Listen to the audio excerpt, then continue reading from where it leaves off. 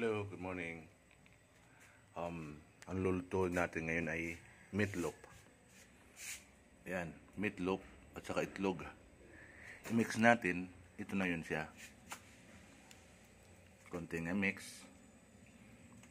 Then, pagkatapos na mix, pwede natin ilagay na sa kawali.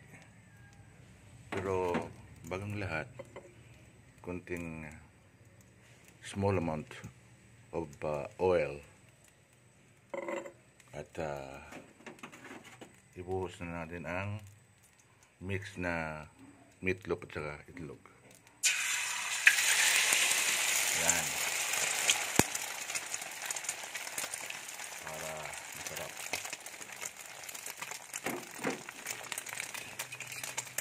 So i-flap lang natin para pantay ang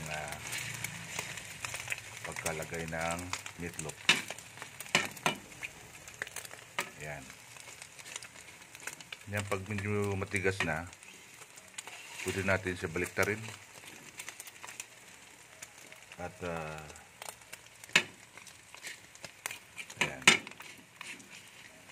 Pag nabaliktad na, antayin natin mag golden brown. Yun na yun. Pwede nang iulam. Pwede nang iulam, guys. Pwede itong ulamin sa umaga, tanghali, sa gabi. Pero pag maitlog, kadalasan umaga eh. So, yun lang, guys.